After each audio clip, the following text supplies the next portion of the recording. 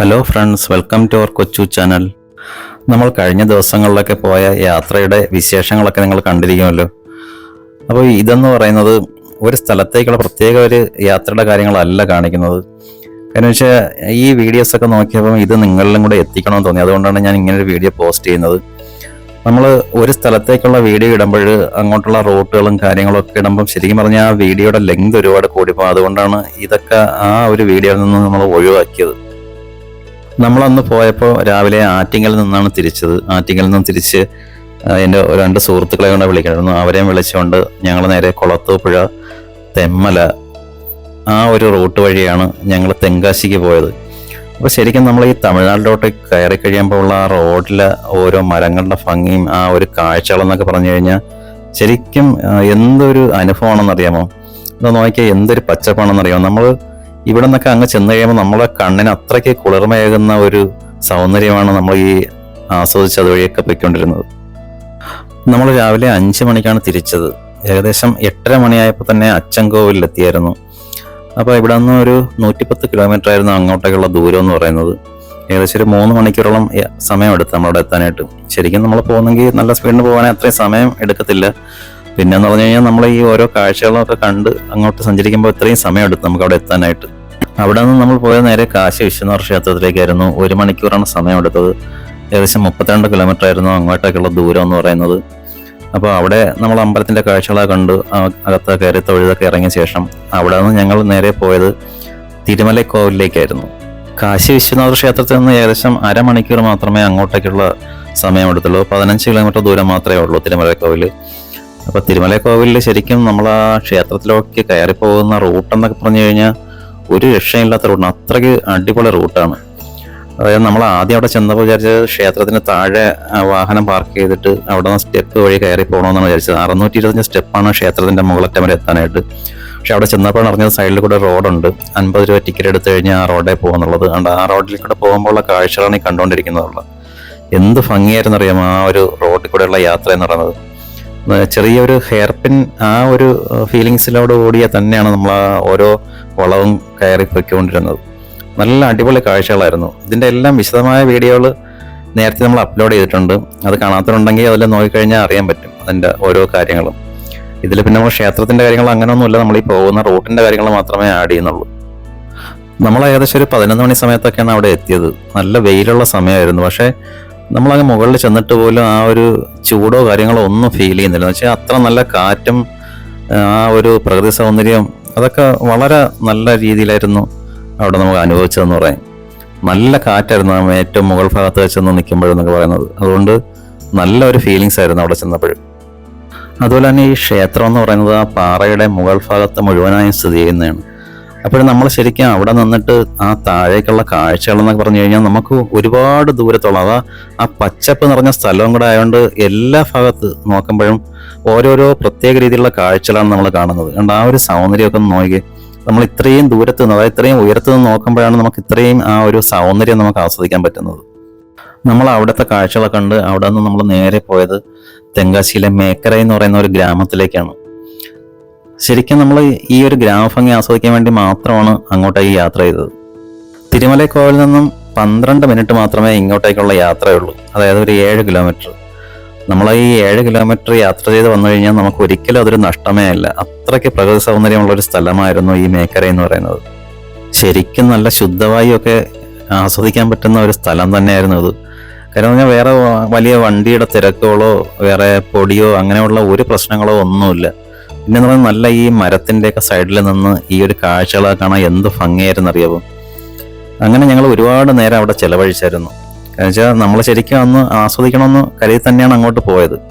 അതുപോലെ തന്നെ നിങ്ങളെന്നെങ്കിലും ഒരു ദിവസം ഇങ്ങോട്ടൊക്കെ വരുന്നെങ്കിൽ തീർച്ചയായും ഈ ഒരു ഗ്രാമം വന്ന് അതിൻ്റെ ഒരു ഭംഗി എന്തായാലും ആസ്വദിക്കണം. ഒരിക്കലും നഷ്ടമാവില്ല. നമ്മളൊരു 7 കിലോമീറ്ററും കൂടെ അധികം ഓടി ഇങ്ങോട്ട് വന്നെന്ന് വെച്ച് ആ റോഡിൻ്റെ ഇരുവശങ്ങളിലും മുഴുവൻ നെൽപ്പാടമാണ്. ആ നെൽപ്പാടങ്ങളുടെ ഏറ്റവും എൻഡെന്ന് പറയുന്നത് തെങ്ങും തോട്ടമാണ്. അപ്പോൾ ആ ഒരു ഭംഗി ജസ്റ്റ് ഒന്ന് മനസ്സിൽ തന്നെ സങ്കല്പിച്ച് നോക്കി. അപ്പോൾ അതൊക്കെ നേരിട്ട് ആസ്വദിക്കാൻ പറ്റുന്നതെന്ന് പറയുന്ന ഒരു ഭയങ്കര ഭാഗ്യം തന്നെയാണ്. അപ്പോഴെന്ന് പറഞ്ഞാൽ ഈ റോഡ് കുറേ കൂടെ മുന്നോട്ട് പോയി കഴിഞ്ഞാൽ ഇത് നേരെ ചെല്ലുന്നത് മേക്കര എന്ന് പറയുന്ന ഒരു ഡാമിലേക്കാണ്. അങ്ങനെ ഞങ്ങൾ ഇവിടുത്തെ കാഴ്ചകളൊക്കെ കണ്ട് ആ ഡാമിൻ്റെ അങ്ങോട്ടൊക്കെയുള്ള യാത്രയാണ് ഇപ്പോൾ തുടർന്നുകൊണ്ടിരിക്കുന്നത്. ഈ നെൽപ്പാടങ്ങളൊക്കെ കിലോമീറ്ററുകളോളം ദൂരത്തിലാണ് വ്യാപിച്ചു കിടക്കുന്നത്. നിങ്ങൾക്ക് ഇങ്ങനെ കാണുമ്പോൾ ഇത് എത്രത്തോളം ഇതിൻ്റെ ആ ഒരു സൗന്ദര്യം മനസ്സിലാക്കാൻ പറ്റുമെന്ന് എനിക്കറിയത്തില്ല. എന്തായാലും നമ്മൾ നല്ല രീതിയിൽ ആസ്വദിച്ച് അത് കഴിഞ്ഞിട്ട് നമ്മളിതാ ഇപ്പോൾ ഏകദേശം ഡാമിൻ്റെ അടുത്തെത്തിയായിരുന്നു. അങ്ങനെ ഡാമിൻ്റെ കാഴ്ചകളൊക്കെയാണ് ഇനി നിങ്ങൾ കാണാൻ പോകുന്നത്. ഡാമിൻ്റെ ഉള്ളിലേക്കൊന്നും പ്രവേശനം ഇല്ലായിരുന്നു. ഞങ്ങളതിൻ്റെ ഔട്ട്സൈഡിൽ നിന്ന് കുറേ കാഴ്ചകൾ കണ്ടിട്ടാണ് തിരികെ വന്നത്. അതുപോലെ തന്നെ കുറേ കൂടെ മഴ സമയമായിരുന്നെങ്കിൽ ഡാമിൽ കൂടെ ഓവർഫ്ലോയിൽ വെള്ളം വരുന്നതും അതൊക്കെ ആകുമ്പോൾ കുറേ കൂടെ നല്ല കാഴ്ചകളായിരുന്നേ. ഇപ്പം എന്തായാലും അങ്ങനെയുള്ള കാഴ്ചകളൊന്നും നമുക്ക് കാണാൻ പറ്റിയില്ല. അതുപോലെ തന്നെ നമ്മൾ തിരുമലൈക്കോവിൽ ക്ഷേത്രത്തിലേക്ക് കയറി പോകുന്ന വഴിയിൽ ചില ഭാഗങ്ങളിലൊക്കെ ഒന്ന് നോക്കിക്കഴിഞ്ഞാലും ഈ ഡാമിൻ്റെ ഭാഗങ്ങൾ നല്ലതുപോലെ കാണാൻ സാധിക്കും. നമ്മൾ ഇങ്ങോട്ടേക്ക് വന്ന ആ പാടശേഖരങ്ങളുടെ നടുവിലൂടെയുള്ള റോഡിൽ കൂടെ തന്നെയാണ് നമ്മൾ തിരിച്ചും പോകേണ്ടത്. ശരിക്കും പറഞ്ഞാൽ എത്ര നേരം ചിലവഴിച്ചാലും മതിയാവാത്ത ഒരു അനുഭവമായിരുന്നു ഇവിടെ ഉള്ളത്. അങ്ങനെ നമ്മൾ മേക്കരെ ഗ്രാമക്കാഴ്ചകളൊക്കെ കണ്ട് അവിടെ നിന്നും നേരെ മധുരയ്ക്കാണ് പോയത്. അങ്ങനെ നമ്മൾ ഗ്രാമക്കാഴ്ചകളെന്നൊക്കെ മാറി ഹൈവേയിലേക്ക് പ്രവേശിച്ചു. ഹൈവേയിൽ പ്രവേശിച്ചെങ്കിലും റോഡിൻ്റെ വശങ്ങളുടെ പച്ചപ്പിന് കുറവൊന്നും ഉണ്ടായിരുന്നില്ല. അങ്ങനെ നമ്മുടെ ആദ്യത്തെ ദിവസത്തെ സ്റ്റേ മധുരയിലായിരുന്നു. ഞങ്ങളങ്ങനെ വൈകുന്നേരം ഒരു 4 മണിയൊക്കെ ആയപ്പോൾ തന്നെ മധുര എത്തിയായിരുന്നു. ആദ്യമേ തന്നെ അവിടെ നല്ലൊരു റൂം എടുത്ത് കുളിച്ച് ഫ്രഷായി അമ്പലത്തിലൊക്കെ പോയി. നല്ല നീറ്റ് ആൻഡ് ക്ലീൻ ആയ ഒരു റൂമായിരുന്നു നമുക്ക് കിട്ടിയത്. നമുക്ക് 2500 രൂപയാണ് 3 പേർക്കും കൂടി ഇതിന് ചാർജ് ആയത്. ബാത്റൂം ആയാലും എല്ലാം നല്ല വൃത്തിയായിരുന്നു. പിന്നെ അതുപോലെ തന്നെ ഇതൊരു ബാർ അറ്റാച്ച്ഡ് 3 സ്റ്റാർ ഹോട്ടലായിരുന്നു. ഞങ്ങൾ അമ്പലത്തിൽ നിന്ന് കുറച്ച് അകലെയായിട്ടാണ് ഈ റൂം എടുത്തത്. അമ്പലത്തിന് തൊട്ടടുത്തൊക്കെ റൂം കിട്ടും, പക്ഷേ നമുക്ക് വണ്ടി പാർക്ക് ചെയ്യാനുള്ള അസൗകര്യം കൊണ്ടാണ് നമ്മൾ ഇങ്ങോട്ടേക്ക് മാറിയെടുത്തത്. അങ്ങനെ നമ്മൾ അടുത്ത ദിവസം രാവിലെ മധുരയിൽ നിന്ന് യാത്ര തിരിച്ചു. നേരെ രാമേശ്വരത്തേക്കുള്ള യാത്രയായിരുന്നു. സൂര്യനൊക്കെ ഉദിച്ചു വരുന്നതേ ഉള്ളൂ. രാവിലെ ഈ ഒരു യാത്ര നല്ലൊരു അനുഭവമായിരുന്നു. നമ്മൾ എവിടെയെങ്കിലും ദൂരേക്കൊക്കെ യാത്ര ചെയ്യുമ്പോൾ പരമാവധി രാവിലെ യാത്ര ചെയ്യാൻ പറ്റുമെങ്കിൽ അതാണ് ഏറ്റവും നല്ലതെന്ന് പറയുന്നത്. നമ്മൾ ഈ സഞ്ചരിക്കുന്ന ഹൈവേയുടെ ഇടതുഭാഗത്തായി കാണുന്നതാണ് വൈഗ നദി. കിലോമീറ്ററോളം ദൂരത്തിൽ ഈ ഹൈവേക്ക് സമാന്തരമായി തന്നെ ഈ ഒരു നദി ഉണ്ടായിരുന്നു. ഇവിടെ നിന്ന് രാമേശ്വരത്തേക്ക് 3 മണിക്കൂറാണ് യാത്രയുള്ളത്. ഏകദേശം 180 കിലോമീറ്റർ അടുപ്പിച്ച് ദൂരമുണ്ട്. പിന്നെയാണ് മനസ്സിലായത് ഫുള്ള് ഹൈവേ കൂടെയുള്ള റൂട്ടാണ്. അതുകൊണ്ടാണ് നമുക്ക് ഇത്രയും വേഗത്തിൽ അവിടെ എത്താൻ സാധിക്കുന്നത്. റോഡിൽ നിന്ന് ഒട്ടും തിരക്കില്ലായിരുന്നു. പ്രത്യേകിച്ച് രാവിലെ ആയതുകൊണ്ട് ഒട്ടും തിരക്ക് ഉണ്ടായിരുന്നില്ല. ഇത് പുതുതായി നിർമ്മിച്ച റോഡാണെന്ന് തോന്നുന്നു. കാര്യം എന്ന് പറഞ്ഞാൽ ഈ റോഡിൻ്റെ വശങ്ങളിലൊന്നും വലിയ ബിൽഡിങ്ങുകളോ അങ്ങനെ ഒന്നും കാണുന്നില്ല. ഒരുപാട് ആളൊഴിഞ്ഞ സ്ഥലങ്ങളിൽ കൂടെയാണ് ഈ റോഡ് പൊയ്ക്കൊണ്ടിരിക്കുന്നത്. അതിൻ്റെ ആ ഇരുവശങ്ങളിലും നല്ല പച്ചപ്പും കാര്യങ്ങളും ഒക്കെയാണ്. കാണാൻ നല്ല ഭംഗിയായിരുന്നു. അതുപോലെ തന്നെ നല്ലൊരു മഴക്കോളം ഉണ്ടായിരുന്നു. ശരിക്കും നമ്മളിങ്ങനെ ഒരുപാട് ദൂരമൊക്കെ യാത്ര ചെയ്യുമ്പോഴാണ് പ്രകൃതിയുടെ സൗന്ദര്യം എന്ന് പറഞ്ഞാൽ മാറി മാറി വരുന്നത് നമുക്ക് ആസ്വദിക്കാൻ പറ്റുന്നത്. ആ മഴക്കോളം വന്നപ്പോൾ പ്രകൃതിയെ കാണാൻ വേറെ ഒരു ഭംഗിയായി. ശരിക്കും നല്ല വെയിലുള്ള സമയമായിരുന്നെങ്കിൽ നല്ല നീലാകാശവും ഒക്കെ ആയിരുന്നു തന്നെ. നമ്മളങ്ങനെ അവിടെ നിന്നൊക്കെ കുറേ ദൂരം യാത്ര സഞ്ചരിച്ചു. അപ്പോൾ ആ മഴക്കോളൊക്കെ മാറി, പിന്നെ വെയിലായി. അപ്പോൾ ആ അന്തരീക്ഷത്തിൻ്റെ ആ ഒരു കാഴ്ച എന്ന് പറയുന്നത് വേറെ ഒരു ലെവലിലായി. അപ്പോൾ അങ്ങനെയാണ് ശരിക്കും എന്ന് പറയുന്നത്. പ്രകൃതിയുടെ ആ ഓരോ സൗന്ദര്യം എന്ന് പറയുന്നത് നിമിഷം പ്രതി മാറി മാറി വന്നുകൊണ്ടിരിക്കും. ശരിക്കും നമ്മൾ ഇങ്ങനെയൊക്കെ യാത്ര ചെയ്യുമ്പോഴാണ് ഈ ഒരു പ്രകൃതിയുടെ സൗന്ദര്യമൊക്കെ മനസ്സിലാകുന്നത്. മഴക്കോളം എന്തായാലും നമ്മളെ വിടാതെ തന്നെ പിന്തുടരുന്നുണ്ടായിരുന്നു. എന്തായാലും ഈ യാത്ര അവസാനിക്കുന്നതിന് മുന്നേ തന്നെ നമ്മൾ മഴ നനയേണ്ടി വരുമെന്ന് 100% ഉറപ്പായിരുന്നു. യാത്രകൾ എനിക്ക് ഒരുപാട് ഇഷ്ടമാണ്. കാര്യം പറഞ്ഞാൽ നമുക്ക് എന്തെങ്കിലും മനസ്സിന് വിഷമോ അല്ലെങ്കിൽ ജീവിതത്തിൽ ബുദ്ധിമുട്ടോ പ്രശ്നങ്ങളോ ഒക്കെ ഉണ്ടാകുന്ന സമയങ്ങളിൽ ഇതുപോലെ യാത്ര ചെയ്യാൻ പറ്റുമെങ്കിൽ അത് നമുക്ക് മനസ്സിന് ഭയങ്കര ധൈര്യവും അതുപോലെ തന്നെ എന്താ പറയുക ഒരു ഉന്മേഷവും കാര്യങ്ങളും ഒക്കെ ലഭിക്കുന്നത് എനിക്ക് എൻ്റെ അനുഭവം വെച്ച് പറയുന്നെങ്കിൽ അതൊക്കെ യാത്രയിലൂടെയാണ്. അതുപോലെ തന്നെ പല ജീവിത സാഹചര്യങ്ങളിൽ ജീവിക്കുന്ന ആളുകളെ നമുക്ക് കാണാൻ പറ്റും എന്നുള്ളതാണ്. ശരിക്കും പറയാൻ നമുക്ക് സ്വപ്നത്തിൽ പോലും ചിന്തിക്കാൻ പറ്റാത്ത രീതിയിലൊക്കെയാണ് ഓരോ ആളുകൾ നമ്മുടെ ഈ ഓരോ നാടുകളിൽ ജീവിക്കുന്നത്. അതെല്ലാം നമ്മൾ ശരിക്കും ഈ യാത്രയിലൂടെയാണ് കണ്ടു മനസ്സിലാക്കുന്നത്. അങ്ങനെ കുറച്ച് നേരമായി നമ്മൾ പ്രതീക്ഷിച്ചിരുന്ന നമ്മുടെ ആ മഴ എത്തിയിട്ടുണ്ട്. എന്തായാലും നല്ല ശക്തമായ മഴയായിരുന്നു. നമ്മൾ ആ മഴക്കോള് കണ്ടപ്പോഴേ ഇത് പ്രതീക്ഷിച്ചതാണ്. വെച്ച് കഴിഞ്ഞാൽ അത്രയ്ക്ക് നല്ല മഴക്കോള് ഒരുപാട് കിലോമീറ്ററോളം ദൂരത്തിൽ തന്നെ ഉണ്ടായിരുന്നു. അപ്പോൾ അതുകൊണ്ടൊരു മഴ പ്രതീക്ഷിച്ച് തന്നെയാണ് നമ്മൾ മുന്നോട്ട് പൊയ്ക്കൊണ്ടിരുന്നത്.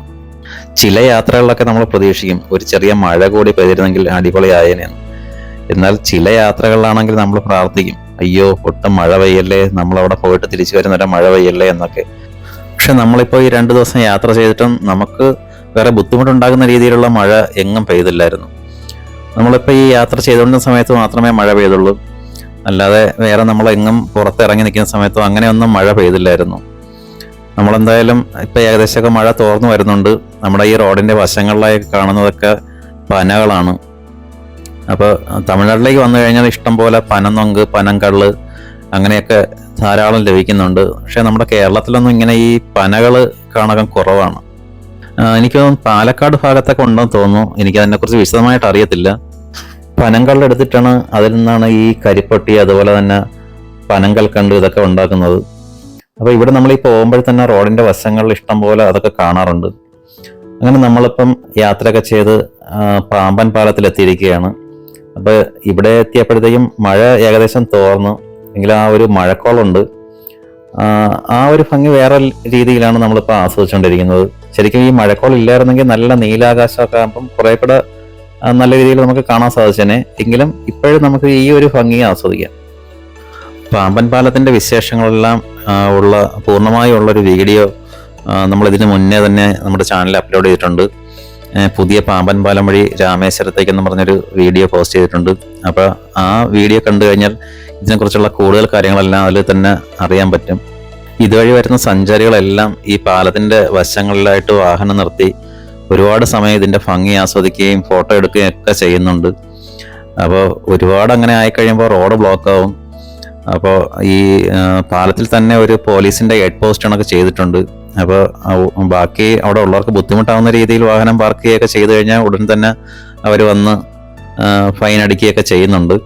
അപ്പോൾ അതുകൊണ്ട് യാത്ര പോകുന്നവർ അതും കൂടെ ശ്രദ്ധിക്കണം. നമ്മൾ ശരിക്കും ആ ഒരു പാലത്തിൻ്റെ അത്ഭുതങ്ങളും കാര്യങ്ങളൊക്കെ കണ്ടാണ് നമ്മൾ ഒരുപാട് നേരം അവിടെ ചിലവഴിക്കാൻ ശ്രമിക്കുന്നത്. പക്ഷേ അത് ബാക്കിയുള്ളവർക്ക് കൂടി ബുദ്ധിമുട്ടുണ്ടാകാതെ നോക്കണം. അതുപോലെ തന്നെ നമ്മളിപ്പോൾ ഈ സഞ്ചരിച്ചുകൊണ്ടിരിക്കുന്ന പാലം എന്ന് പറയുന്നത് 1988 നിർമ്മിച്ചത്. ഏകദേശം 14 വർഷം കൊണ്ടാണ് 2.5 കിലോമീറ്റർ ദൂരമുള്ള ഈ ഒരു പാലം നിർമ്മിച്ചത്. അതുപോലെ തന്നെ ഈ പാലത്തിന്റെ പ്രത്യേകത ഒരു സ്പ്രിംഗ് ആക്ഷൻ ബ്രിഡ്ജാണ് ഈ പാലം എന്ന് പറയുന്നത്. നമുക്ക് ശരിക്കും ആ പാലത്തിൽ നിൽക്കുമ്പോൾ തന്നെ അറിയാൻ പറ്റും, വലിയ വണ്ടികളൊക്കെ പോകുമ്പോൾ ആ പാലം ഒരു കുലുങ്ങുന്നുണ്ട്.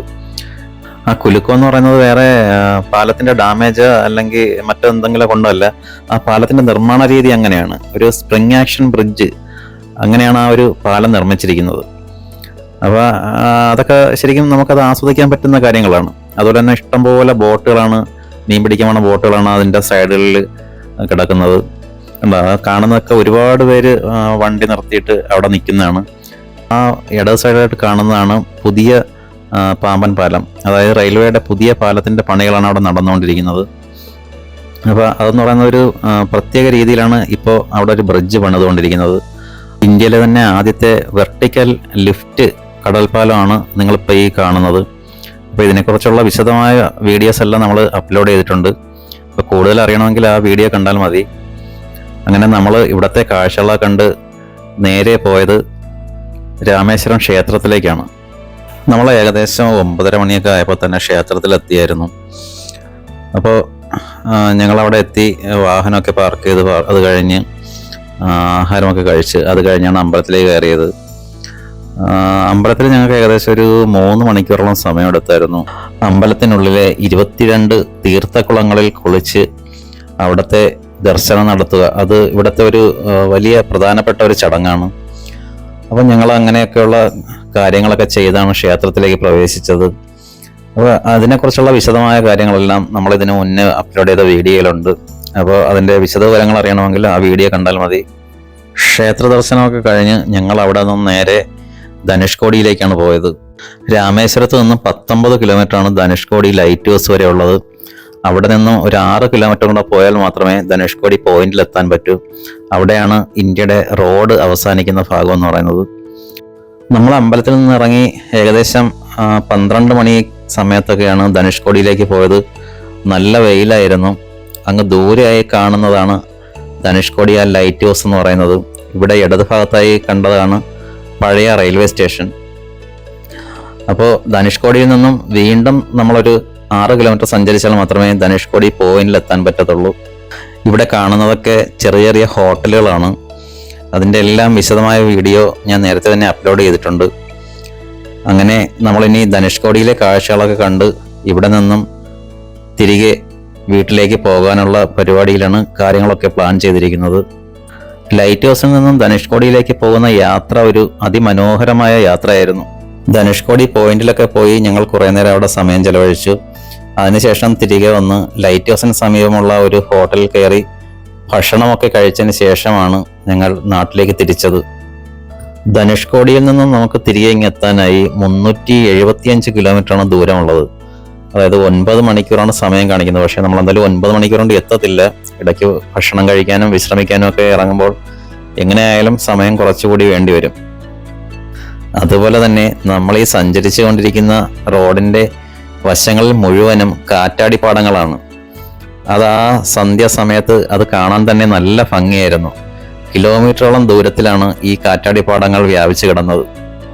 തമിഴ്നാട്ടിലൂടെ യാത്ര ചെയ്യുമ്പോഴാണ് നമുക്ക് ഇങ്ങനെ കുറേ വ്യത്യസ്തമായ കാഴ്ചകളൊക്കെ കാണാൻ പറ്റുന്നത്. അതുപോലെ തന്നെ നമ്മൾ സഞ്ചരിച്ചിരുന്ന റോഡിൽ ഒരുപാട് പശു, ആട്, പോത്ത്, എരുമ അങ്ങനെയുള്ള മൃഗങ്ങളെയൊക്കെ അഴിച്ചുവിട്ടേക്കുന്ന കാഴ്ചകളൊക്കെ നമ്മൾ ഒരുപാട് കണ്ടായിരുന്നു. അങ്ങനെ നമ്മൾ ആഹാരം കഴിക്കാനായി തെങ്കാശി എത്താറായപ്പോൾ ഒരു കടയിൽ കയറിയതാണ്. ഔട്ട് സൈഡൊക്കെ നല്ല അടിപൊളി സെറ്റപ്പും കാര്യങ്ങളുമായിരുന്നു. അകത്തോട്ടൊക്കെ നല്ല ഒരു ആംബിയൻസ് ഉണ്ടായിരുന്നു. ഒരുപാട് ഏരിയയിലിരുന്ന് കഴിക്കാനുള്ള സെറ്റപ്പ് എല്ലാം അവരവിടെ ചെയ്തിട്ടുണ്ട്. അപ്പോൾ കണ്ടപ്പോൾ ഒരു കൗതുകം തോന്നി. അങ്ങനെയാണ് അതിൻ്റെ ഒരു വീഡിയോയും കൂടെ എടുത്തത്. നമ്മൾ ഇതിനകത്തൊരു AC ഹാൾ ഉണ്ടായിരുന്നു. അവിടെയാണ് ഇരുന്ന് കഴിക്കാനായി പോയത്.